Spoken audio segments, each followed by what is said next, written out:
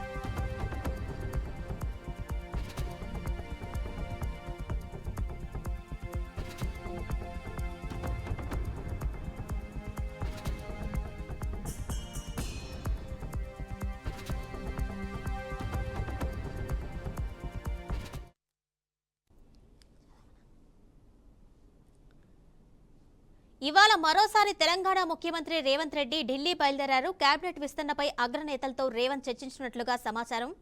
అలాగే PCC chief గా ఎవరిని నియమించాలి అనే అంశంపై కసరత్తు చేస్తున్నారు. 2 రోజుల్లో కొత్త మంత్రుల అంశంపై ప్రకటన వచ్చే ఛాన్స్ ఉంది. అలాగే పలు శాఖల్లో మార్పులు చేర్పులు చేసే అవకాశం ఉన్నట్టుగా సమాచారం. దీనిపై మరింత సమాచారం మా ప్రతినిధి భాస్కర్ అందిస్తారు. భాస్కర్, చెప్పండి. తెలంగాణ సీఎం రేవంత్ రెడ్డి ఢిల్లీ పర్యటనకు సంబంధించిన డీటెయిల్స్ ఇవ్వండి.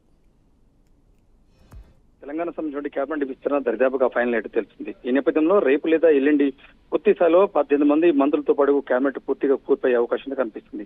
ఈ నేపథ్యంలో ఇప్పటికే కేబినెట్ తెలంగాణ కేబినెట్ సంబంధించిన 12 మంత్రులు ఉండగా ఇంకొక 6గురికి అవకాశం నేపథ్యంలోనే ఇవాళ ఢిల్లీ మరొకసారి సీఎం రేవంత్ రెడ్డికి ఇవాళ ఢిల్లీకి వెళ్లారు. ఢిల్లీకి వెళ్ళిన తర్వాత అక్కడ ఏఏసీ అగ్రనేతలు ఇటు రాహుల్ గాంధీ, సోనియా గాంధీ, ఖర్గే, కేసీ వేణుగోపాల్తో డిస్కషన్ చేసి పూర్తి స్థాయిలో కేబినెట్ విస్తరణ కోసం పూర్తి స్థాయిలో డిస్కషన్ చేసే అవకాశం ఉంది. దాంతో పాటే పీసీసీ అధ్యక్ష పదవికి ఎంపిక సంబంధించి ఎవరు అభ్యర్థులు అనేది కూడా దాని మీద చర్చ జరిగే అవకాశం ఉంది. అయితే ఇప్పటికే పీసీసీ అధ్యక్ష పదవి కోసం భారీ పోటీ ఉండడంతో పాటు ఇటు ఒక పక్క ఇప్పుడు ఇవాళ డిప్యూటీ సీఎం బట్టి విక్రమార్క, ఉత్తమ్ కుమార్ రెడ్డి, అదేవిధంగా సీఎం రేవంత్ రెడ్డి కూడా ఇవాళ ఢిల్లీలో మాకు వేసిన పరిస్థితుంది. అయితే ఈ నేపథ్యంలో పూర్తి స్థాయిలో ఇవాళ ఫైనల్ అయ్యే అవకాశం ఉంది. ఇవాళ ఈ 2-3 రోజులుగా పూర్తి స్థాయిలో మంత్రివర్గ విస్తరణ అయ్యే అవకాశం ఉంది. ఇప్పటికీ ఎందుకంటే కొన్ని సమీకరణల నేపథ్యంలోనే ఎవరికి ఫస్ట్ అవకాశం ఇవ్వాలి, మొదటి నుంచి పార్టీని పట్టుకున్న వాళ్ళకి ఇవ్వాలా, కొత్తగా గెలిచిన వారికి ఇవ్వాలా, లేకపోతే మరి ఇప్పుడు హైదరాబాద్ కావచ్చు, ఉమ్మడి వరంగల్, ఇలాంటి ఉమ్మడి నల్గొండ, ఉమ్మడి మహబూబ్నగర్ జిల్లాలో కొంత అందరికీ అవకాశం ఇవ్వాలి. ఎందుకంటే మొదటి నుంచి పార్టీని పట్టుకున్నారు కాబట్టి వీరికి ఒకసారి అవకాశం చెప్పి కొంత చర్చ జరుగుతున్న పరిస్థితి. ఆ నేపథ్యంలోనే పీసీసీ అధ్యక్ష పదవి కూడా ఎవరైతే యాక్టివ్ ఉన్నారు, పార్టీని బలోపేతం చేసే దాంట్లో ఎవరు ముందస్తున్నారు, అందులో ఆ షరీఫ్ ఉన్న లీడర్ కోసం కూడా వెయిట్ చేస్తున్న పరిస్థితి. ఆ నేపథ్యంలో ఒక పక్క మంత్రివర్గ విస్తరణ, మరోపక్క పీసీసీ అధ్యక్ష ఎన్నిక పూర్తి స్థాయి కసరత్తు జరిగే అవకాశం ఉంది.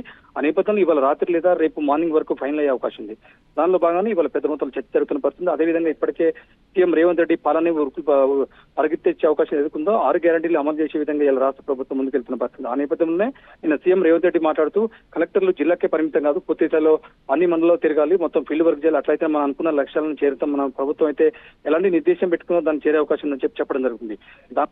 మంత్రివర్గ విస్తరణ కూడా దాంతో పాటు ఇలా కేబినెట్ లో జరుగుతున్న శాఖలు కూడా కొన్ని మార్పులు జరిగే అవకాశం ఉంది. అంటే ఇప్పుడు ఉన్నటువంటి మంత్రి సీతక్క ఇప్పుడు పంచాయతీరాజ్ శాఖ మంత్రి చేస్తుంది, శ్రీశంకర్ శాఖ చూస్తుంది, ఆమెకు హోంమంత్రి వచ్చే అవకాశం ఉంది. ఇట్లా ఎవరైతే మంత్రులుగా పనిచేస్తున్న వాళ్ళు ఇప్పుడు కొంతమందికి మంత్రుల శాఖలు కూడా బైఫర్కేషన్ అయ్యే అవకాశం ఉంది. ఆ నేపథ్యంలోనే ఎట్లా సమీకరణ తీసుకుంటారు, ఎవరికి బైఫర్కేషన్ అవుతుంది, కొత్తరికి ఎవరికి అవకాశం దొరుకుతుంది, పీసీసీ అధ్యక్ష పదవికి ఎవరికి వరిస్తుందని చెప్పి మరికొద్ది 2 రోజుల్లో తెలిసే అవకాశం అవుతుంది. కిరణ్ మై.